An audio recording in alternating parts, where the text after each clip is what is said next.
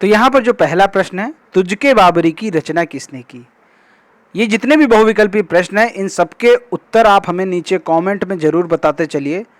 मेरे उत्तर बताने से पहले ही आप नीचे उत्तर बता दीजिए। तुझके बाबरी की रचना किसने की? तुझके बाबरी एक आत्मकथा है। किसकी आत्मकथा है? मुगल साम्राज्य के संस्थापक बाबर की आत्मकथा है। तो ये बाबर द्वारा लिखी गई थी। खानवा का युद्ध कब लड़ा गया? तो खानवा का युद्ध कब लड़ा गया, नीचे कमेंट में बताएं क्या सही उत्तर होगा। खानवा का युद्ध लड़ा गया 1527 में। राणा सांगा और बाबर के बीच में खानवा का युद्ध लड़ा गया, जिसमें बाबर विजयी हुआ। अगला प्रश्न है, पानीपत का प्रथम युद्ध कब लड़ा गया? नीचे कमेंट में बताएं कब लड़ा गया। जो पानीपत का प्रथम युद्ध है वो इब्राहिम लोदी और बाबर के मध्य लड़ा गया था। पानीपत के प्रथम युद्ध में बाबर विजयी हुआ था और पानीपत का जो प्रथम युद्ध है वो 1526 में लड़ा गया था। प्रत्येक प्रश्न के बारे में मैं कुछ बात बताऊंगा जरूर, और उसी दौरान आप अपना उत्तर नीचे कमेंट में जरूर बताइए। अगला प्रश्न है, चौथ क्या है? उपज, आय का स्रोत, दिया जाने वाला कर, या फिर इनमें से कोई नहीं। जो शिवाजी थे, मराठा शासक थे शिवाजी दो तरीके के कर वसूलते थे। पहला था चौथ और दूसरा था सरदेशमुखी। ये दो कर ऐसे थे जो शिवाजी द्वारा वसूले जाते थे। तो यहाँ पर जो चौथ है वो दिया जाने वाला कर है। अगला प्रश्न है, शिवाजी का राज्याभिषेक किस सन में हुआ? तो शिवाजी का जो राज्याभिषेक था वो काशी के महान विद्वान गंगा भट्ट ने किया था। ठीक है, गंगा भट्ट ने। और इन्होंने जो शिवाजी का राज्याभिषेक है वो रायगढ़ में किया था। रायगढ़ में कब किया था? जून 1674 में। राज्याभिषेक के बाद शिवाजी ने छत्रपति की उपाधि धारण की। याद रखिएगा, जो छत्रपति की उपाधि है वो राज्याभिषेक के समय शिवाजी ने धारण की थी। अगला प्रश्न देखिए, भारत में ईस्ट इंडिया कंपनी की स्थापना कब हुई? नीचे कमेंट में बताएं कब हुई ईस्ट इंडिया कंपनी की स्थापना। देखिए, जितने भी प्रश्न हैं मोस्ट इंपॉर्टेंट है, और ये आपके सिर्फ डीएलएड में ही नहीं, आगे यूपी टेट और आपके आगे शिक्षक भर्ती परीक्षा में भी काम आने वाले हैं। क्योंकि सामाजिक अध्ययन शिक्षण कभी भी बेकार नहीं होता, ये हर जगह काम आता है। भारत में ईस्ट इंडिया कंपनी की स्थापना कब की गई? तो भारत में अंग्रेजी ईस्ट इंडिया कंपनी की स्थापना 1600 में की गई। वंडीवास का युद्ध कब हुआ था? तो वंडीवास का जो युद्ध है वो अंग्रेज और फ्रांसीसियों के बीच में हुआ था। अब बात करें अंग्रेजों की तरफ से लड़ा किसने था? वो आयरकूट के नेतृत्व में लड़ा गया था। जो अंग्रेजों का नेतृत्व कर रहा था वो था आयरकूट, और जो फ्रांसीसियों का नेतृत्व कर रहा था वो था लाली। दोनों याद रखिए, लाली कर रहा था फ्रांसीसी सेना का नेतृत्व और आयरकूट कर रहा था अंग्रेजी सेना का नेतृत्व। तो जो वंडीवास का युद्ध है वो वर्ष 1760 में लड़ा गया था। 1760 में वंडीवास का युद्ध लड़ा गया। अगला प्रश्न है, कर्नाटक का प्रथम युद्ध कब शुरू हुआ? कर्नाटक का प्रथम युद्ध कब शुरू हुआ? ऑप्शन आपके सामने है, नीचे कमेंट में बताएं कौन सा सही है। 1746, 1747, 1748 या फिर 1750।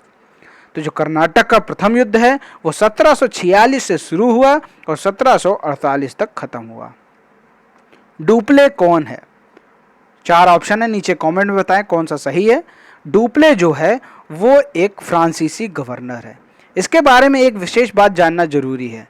प्रश्न आपसे सीधे पूछा जाएगा, 1742 में पांडिचेरी का गवर्नर कौन बना? तो 1742 में पांडिचेरी का गवर्नर डुप्ले बना। अगला प्रश्न है, इलाहाबाद की संधि किस युद्ध का परिणाम है? तो अगर आपको इलाहाबाद की संधि का सन मालूम हो तो आप इसका उत्तर आसानी से लिख सकते हैं। तो इलाहाबाद की जो संधि है वो 1765 में हुई थी। 1765 में इलाहाबाद की संधि हुई थी, और ये किस युद्ध का परिणाम है? वो है बक्सर के युद्ध का परिणाम। क्योंकि जो बक्सर का युद्ध था वो 1764 में हुआ था, और इसी युद्ध के बाद इलाहाबाद की संधि हुई जो कि 1765 में हुई। अब बात करें बक्सर के युद्ध में किन सेनाओं के बीच में लड़ाई हुई, तो एक तरफ थे अंग्रेज, ठीक है, और दूसरी तरफ थे मीर कासिम, अवध के नवाब शुजाउद्दौला और आपके जो मुगल सम्राट शाह आलम द्वितीय। इन तीनों की संयुक्त सेना थी और एक तरफ थे अंग्रेज। दोनों में युद्ध हुआ और अंग्रेज विजयी हुए। अगला प्रश्न है, रॉबर्ट क्लाइव भारत कब आया? रॉबर्ट क्लाइव एक अंग्रेजी सेनापति था जो भारत आया 1744 में। नीचे कमेंट में तुरंत उत्तर बताइए कि कब कौन आया, ये जो भी प्रश्न है उसके हिसाब से तुरंत उत्तर दीजिए। वॉरेन हेस्टिंग को बंगाल का गवर्नर नियुक्त किया गया। तो वॉरेन हेस्टिंग को बंगाल का गवर्नर कब नियुक्त किया गया ये आपको बताना है। तो जो बंगाल का गवर्नर नियुक्त किया गया था वो 1774 में नियुक्त किया गया था। देखिए जो रेगुलेटिंग एक्ट पारित हुआ था 1773 में, और उसके जस्ट बाद पहला गवर्नर जनरल नियुक्त किया गया था वो था वॉरेन हेस्टिंग 1774 में। तो इससे आप याद कर सकते हैं जो रेगुलेटिंग एक्ट के तुरंत बाद जो बंगाल का गवर्नर नियुक्त हुआ है वो है वॉरेन हेस्टिंग 1774 में। अगला है बंगाल में द्वैत शासन को किसने समाप्त किया। क्या सही उत्तर है नीचे कमेंट में बताइए। तो सबसे पहले हम ये जान लें कि द्वैत शासन शुरू किसने किया। द्वैत शासन को शुरू किया था लियो कार्टिस ने। लियो कार्टिस ने शुरू किया था 1765 में बंगाल में। अब द्वैत शासन को खत्म किसने किया। द्वैत शासन को खत्म किया वॉरेन हेस्टिंग्स ने। अगला प्रश्न, सुधारों का काल किसके शासनकाल को कहा जाता है। नीचे कमेंट में बताएं। तो सुधारों को काल उसी को कहेंगे जिसने सबसे ज़्यादा सुधार किए होंगे अपने शासनकाल में। तो आप चारों में से देख के बता सकते हैं कि सुधार सबसे ज़्यादा किसने किए। सुधार किए थे सबसे ज़्यादा विलियम बेंटिंक ने, इसीलिए इनके शासनकाल को सुधारों का काल कहा जाता है। अगला प्रश्न है, पिग्मी जनजाति कहाँ निवास करती है। तो पिग्मी जनजाति कहाँ निवास करती है नीचे कमेंट में बताएं। पिग्मी जनजाति निवास करती है अमेजन में। अगला है, बड़े शिकारों की भूमि के नाम से कौन सा प्राकृतिक प्रदेश प्रसिद्ध है। नीचे कमेंट में बताएं। टैगा, भूमध्य सागरी, सवाना या फिर टुंड्रा। तो जो बड़े शिकारों की भूमि है वो है टैगा। अगला प्रश्न है, एबोरिजिन्स मूल निवासी हैं। कहाँ के मूल निवासी। चार ऑप्शन आपके सामने, नीचे कमेंट में बताएं सही उत्तर क्या है। एशिया, दक्षिण अमेरिका, अफ्रीका या फिर ऑस्ट्रेलिया। तो एबोरिजिन्स जो निवासी हैं वो ऑस्ट्रेलिया के कालाहारी मरुस्थल के मूल निवासी हैं। चैपरल वनस्पतियां मुख्य रूप से किस प्राकृतिक प्रदेश की विशेषता है। तो जो चैपरल वनस्पति है वो कौन से प्राकृतिक प्रदेश की विशेषता है नीचे कमेंट में बताएं। भूमध्य सागरी, भूमध्य रेखीय, सवाना या फिर टुंड्रा। तो जो चैपरल वनस्पति है ये कैलिफोर्निया के भूमध्य सागरी क्षेत्र के प्राकृतिक प्रदेश की विशेषता है। आगे बढ़ते हैं। अगला प्रश्न है, जोड़े बनाने हैं कि कौन सा खनिज पदार्थ कहाँ पाया जाता है। ध्यान से देखेंगे, जो मैग्नीज है वो कहाँ पाया जाता है। मैग्नीज पाया जाता है निकोपोल में। और निकोपोल है कहाँ। निकोपोल है यूक्रेन में। कॉपी में लिखते चलिए साथ साथ। कोयला इन चारों में से कहाँ पाया जाता है। कोयला पाया जाता है कारागांडा में।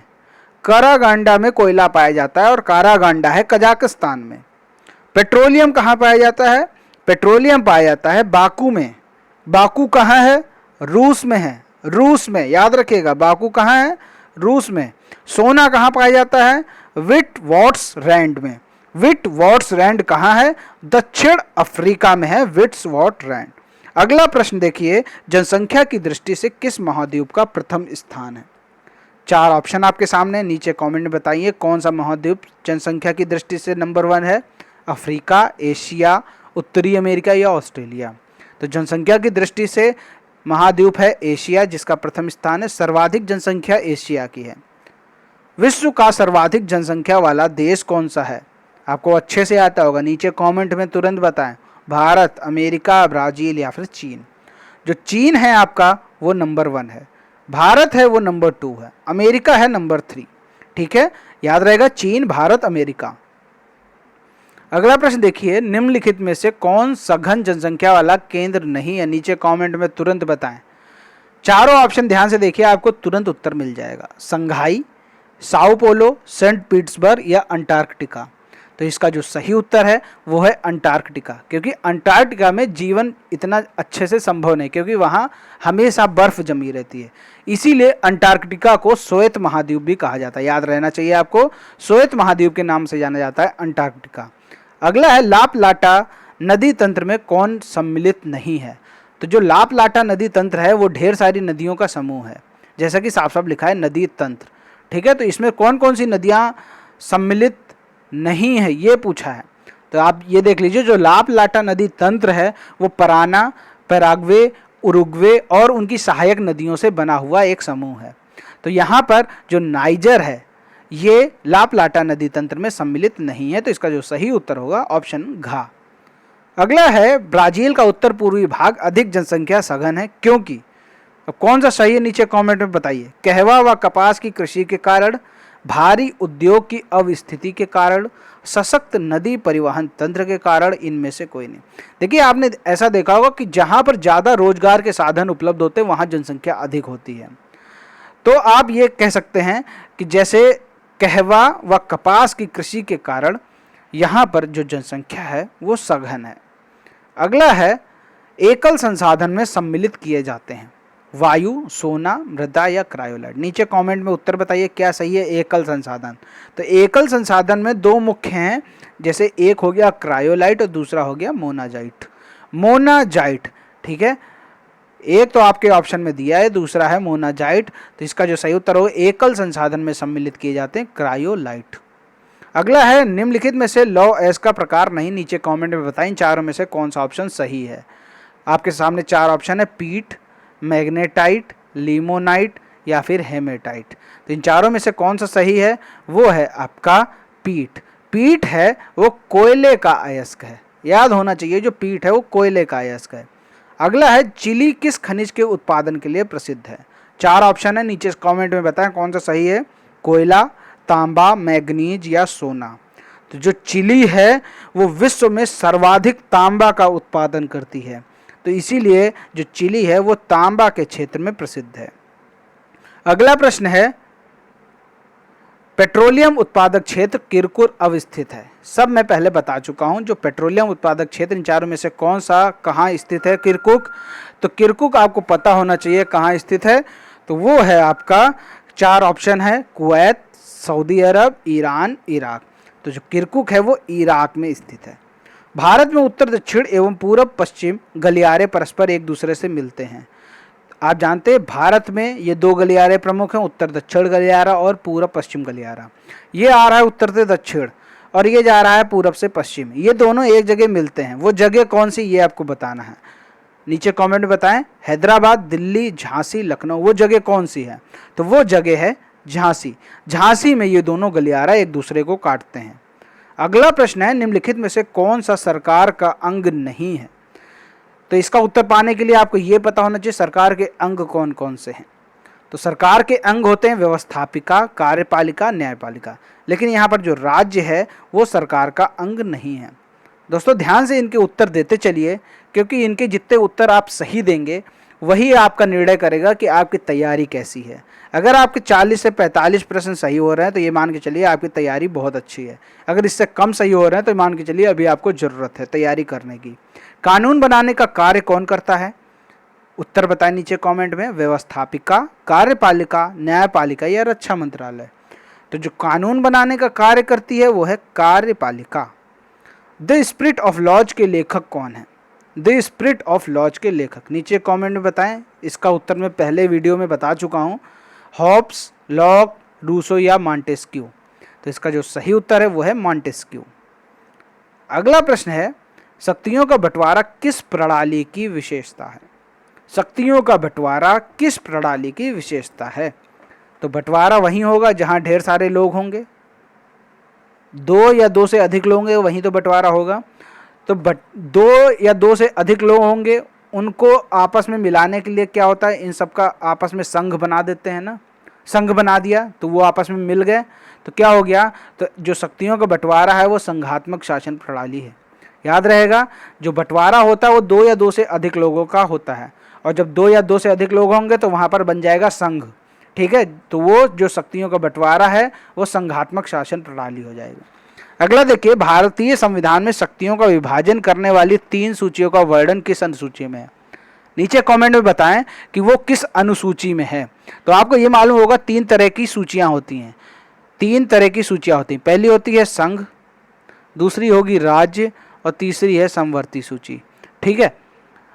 तो ये जो तीनों सूचियां हैं इसका वर्णन किस अनुसूची में है, तो वो है आपकी 7वीं अनुसूची। 7वीं अनुसूची में तीनों सूचियों का वर्णन है। अगला प्रश्न है भारत में किस प्रकार की शासन प्रणाली है, ये आपको बताना है। तो किस प्रकार की शासन प्रणाली है? संसदात्मक, लोकतंत्रात्मक, गणतंत्रात्मक या उपरोक्त में सभी? तो आपको मालूम होगा जो भारत में है वो ये तीनों हैं, तो उपरोक्त में सही इसका उत्तर होगा। निम्न में से संसद का अंग नहीं है, नीचे कमेंट में बताएं। बहुत अच्छे से आपको पढ़ा चुका हूं संसद के अंग, राज्यसभा, प्रधानमंत्री, लोकसभा, राष्ट्रपति। तो जो संसद का अंग नहीं है, संसद के अंग कौन कौन से होते हैं? राज्यसभा, लोकसभा और राष्ट्रपति। तो अंग कौन सा नहीं है? प्रधानमंत्री संसद का अंग नहीं होता है। अगला प्रश्न है, राज्यसभा के सदस्यों का कार्यकाल होता है। राज्यसभा के सदस्यों का कार्यकाल होता है, कितने वर्ष का कार्यकाल होता है? नीचे कमेंट में बताएं। देखिए, लोकसभा का जो कार्यकाल है वो तो होता है 5 वर्ष का, लेकिन जो राज्यसभा के सदस्यों का कार्यकाल है वो होता है 6 वर्ष का। ऑप्शन नंबर का सही है। अगला प्रश्न है, कोई विधेयक धन विधेयक है अथवा नहीं, ये कौन प्रमाणित करता है? लोकसभा अध्यक्ष, राज्यसभा का सभापति, प्रधानमंत्री या वित्त मंत्री? इसका उत्तर बताने से पहले हम आपसे एक और प्रश्न पूछना चाहते हैं कि वर्तमान के वित्त मंत्री कौन है? वर्तमान के वित्त मंत्री कौन है? नीचे कमेंट में तुरंत बताइए। अब आते हैं प्रश्न की तरफ। कोई विधेयक धन विधेयक है अथवा नहीं, इसका प्रमाणन करता है लोकसभा अध्यक्ष। याद रहेगा, लोकसभा अध्यक्ष जो हैं वो प्रमाणित करते हैं कि कोई विधेयक धन विधेयक है या नहीं। अगला है, भारत की संघीय कार्यपालिका का संवैधानिक प्रमुख कौन है? भारत की संघीय कार्यपालिका का संवैधानिक प्रमुख कौन होता है? संवैधानिक प्रमुख की बात हो रही है तो वो होगा राष्ट्रपति। ठीक है, आगे देखते हैं। अगला जो प्रश्न है, राष्ट्रीय आपातकाल की घोषणा किस अनुच्छेद के अंतर्गत की जाती है? तो आपातकाल जो लगता है देश में, उसकी घोषणा कौन करता है? वो घोषणा तो करते हैं राष्ट्रपति, लेकिन कौन से अनुच्छेद के अंतर्गत करते हैं वो आप नीचे कमेंट बताइए। अनुच्छेद 352, 356 या फिर 52 या फिर 108। तो राष्ट्रीय आपातकाल की जो घोषणा होती है वो अनुच्छेद 356 के अंतर्गत होती है। अगला है, भारतीय सेना का सर्वोच्च कमांडर होता है। कौन होता है? तीनों सेना का सर्वोच्च कमांडर कौन होता है? प्रधानमंत्री, राष्ट्रपति, वित्त मंत्री या रक्षा मंत्री? तो उसका जो सही उत्तर है वो है राष्ट्रपति। राष्ट्रपति तीनों सेनाओं का या भारतीय सेना का सर्वोच्च कमांडर होता है। अगला प्रश्न है, भारत में वास्तविक रूप से कार्यपालिका की समस्त शक्ति किसमें निहित है? देखिए, यहाँ पर दो तरीके से होता है। या तो हम कह देंगे कि सैद्धांतिक रूप से बताओ समस्त शक्ति किसके पास है, या तो हम कह सकते हैं व्यवहारिक रूप से या फिर वास्तविक रूप से। देखिए, व्यवहारिक और वास्तविक, अगर इन दोनों से पूछे कि इन वास्तविक रूप से या व्यवहारिक रूप से कार्यपालिका की शक्ति किसमें निहित है, तो वो हैं आपके मंत्रिपरिषद। लेकिन अगर पूछ दे सैद्धांतिक रूप से या संवैधानिक रूप से कार्यपालिका की समस्त शक्तियाँ किसमें निहित हैं, तो वो है राष्ट्रपति। याद रखिएगा दोनों में डिफरेंस। तो इसका सही उत्तर है मंत्रिपरिषद। भारत में मंत्रिपरिषद सामूहिक रूप से किसके प्रति उत्तरदायी है? लोकसभा के प्रति, राज्यसभा के प्रति, संसद के प्रति या इनमें से कोई नहीं? नीचे कमेंट में बताएं क्या सही है। मंत्रिपरिषद सामूहिक रूप से उत्तरदायी होता है। इसका क्या मतलब होता है ये सब वीडियो में बता चुका हूँ, पहले वीडियो में। जितने भी वीडियो सामाजिक अध्ययन शिक्षण के वो सब आप अच्छे से देख के रट लीजिए, ठीक है, क्योंकि ये केवल डीएलएड में ही काम नहीं आने वाले हैं, ये आगे की सभी परीक्षाओं में आपके काम आने वाले हैं।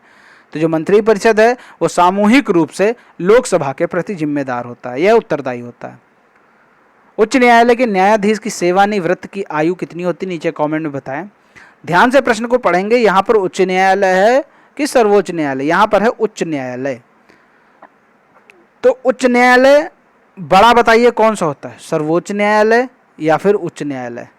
तो बड़ा होता है सर्वोच्च न्यायालय। तो सर्वोच्च न्यायालय के जो न्यायाधीश की सेवानिवृत्त की आयु होती है 65। अब उच्च न्यायालय की बात करें, उच्च न्यायालय के न्यायाधीश की सेवानिवृत्त की आयु कितनी होगी? अब उच्च न्यायालय छोटा होता है तो इसकी आयु भी छोटी होगी, 62 वर्ष। उच्च न्यायालय के न्यायाधीश की सेवानिवृत्त की आयु 62 वर्ष, सर्वोच्च न्यायालय के 65। उत्तर प्रदेश का उच्च न्यायालय कहाँ स्थित है? इलाहाबाद, लखनऊ, मेरठ या फिर कानपुर? नीचे कमेंट में उत्तर बताएं क्या सही उत्तर है। तो उत्तर प्रदेश का जो उच्च न्यायालय है वो स्थित है इलाहाबाद में, जिसे आजकल प्रयागराज के नाम से जाना जाता है। ठीक है, प्रयागराज। अगला प्रश्न है, बजट शब्द बना है। बजट शब्द किस शब्द से बना है, किस भाषा के शब्द से बना है? नीचे कमेंट में बताएं। फ्रांसीसी, चाइनीज, जर्मन या इनमें से कोई नहीं? तो जो बजट शब्द है वो बुगे शब्द से बना है। बुगे, बुगे का अर्थ होता है चमड़े का बैग।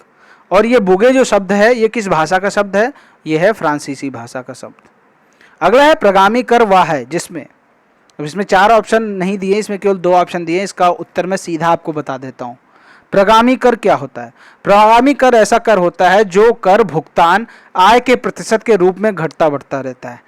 अर्थात इसका अर्थ क्या है? इसका अर्थ है कि प्रगामी कर ऐसा कर होता है जो आय के साथ बढ़ता है और आय के साथ घटता है। यानी अगर आय आपकी बढ़ रही है तो जो आपका कर होगा वो बढ़ जाएगा, अगर आपकी आय घट रही है तो वो घट जाएगा कर।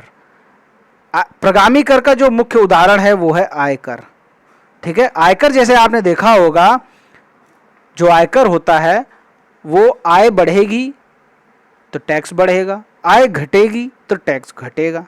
ये होता है आपका प्रगामी कर। अगला प्रश्न है 12वीं पंचवर्षीय योजना की अवधि है।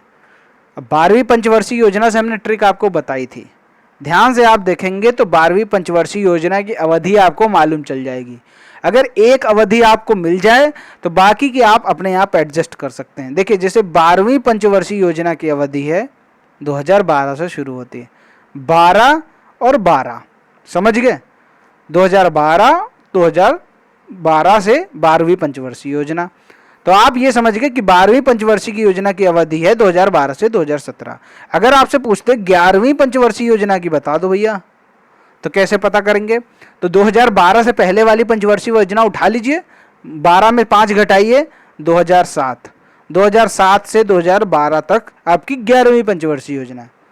अगर आपसे पूछ दे 13वीं पंचवर्षीय योजना बताइए, 13वीं पंचवर्षीय योजना 12वीं खत्म हो रही 2017 में, तो अगली शुरू हो जाएगी 2017 से 2022 तक।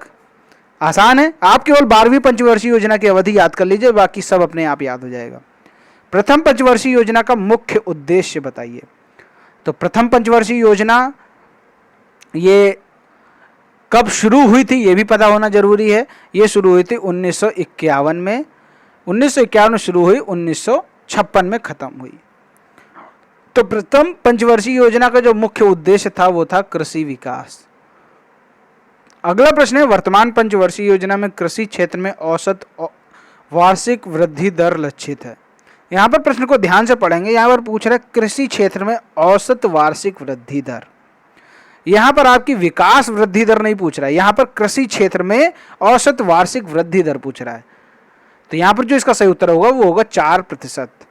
कोई लोग सीधा सीधा देखेंगे, अरे औसत वार्षिक वृद्धि दर पूछ रहा है, सीधा वो विकास दर वाला उत्तर लगा देंगे, 8% उत्तर लगा के चले आएंगे और हो जाएगा गलत। इसीलिए आपको प्रश्न हमेशा ध्यान से पढ़ना है। अगला प्रश्न देखेंगे, भारत का सर्वोच्च न्यायालय कहाँ स्थित है? तो जो भारत का सर्वोच्च न्यायालय है वो आपका कहाँ स्थित है, नीचे कमेंट में बताएं। हैदराबाद, मुंबई, नई दिल्ली, चेन्नई। तो भारत का सर्वोच्च न्यायालय स्थित है नई दिल्ली में। अब ये इस वीडियो का लास्ट प्रश्न है। इस प्रश्न का उत्तर आपको नीचे हमें कमेंट में बताना है। सर्वोच्च न्यायालय के न्यायाधीशों की सेवानिवृत्त की आयु कितनी है? 58, 60, 62 या 65? नीचे कमेंट में इसका उत्तर बताएं। और दोस्तों उम्मीद करता हूं ये 52 प्रश्न, जोड़े मिलाव वाले प्रश्न को हटा दिया, इसके अलावा 52 प्रश्न मैंने आपसे पूछे। आपके कितने उत्तर आए हमें नीचे कमेंट में बताइए, आपके कितने प्रश्न के उत्तर सही हुए। अगर आपके 40 से 45 सही हुए हैं इसका मतलब आपकी तैयारी अच्छी है। अगर आपके 35 से 40 सही हुए हैं तो इसका मतलब आपकी तैयारी संतोषजनक है, लेकिन अभी आपको और मेहनत करने की जरूरत है। अगर आपके 35 से कम नंबर आ रहे हैं तो ये मान के चलिए आपके तैयारी अच्छी नहीं है, आपको और ज़्यादा मेहनत करने की ज़रूरत है। उम्मीद करता हूँ ये 52 प्रश्नों का वीडियो आपको काफ़ी पसंद आया होगा। अगर आपको पसंद आया तो वीडियो को लाइक ज़रूर कर दीजिए, शेयर करिए और चैनल को अगर सब्सक्राइब नहीं किया है तो इस तरह के मॉडल पेपर और डीएलएड का फुल कोर्स यूपी टेट की तैयारी, शिक्षक भर्ती की तैयारी के लिए चैनल को जरूर सब्सक्राइब करके घंटी का निशान जरूर दबा लें, ताकि आने वाले सभी वीडियोज़ का नोटिफिकेशन आपके पास सबसे पहले मिल जाए। मिलते हैं अगले वीडियो में, तब तक के लिए जय हिंद, जय भारत।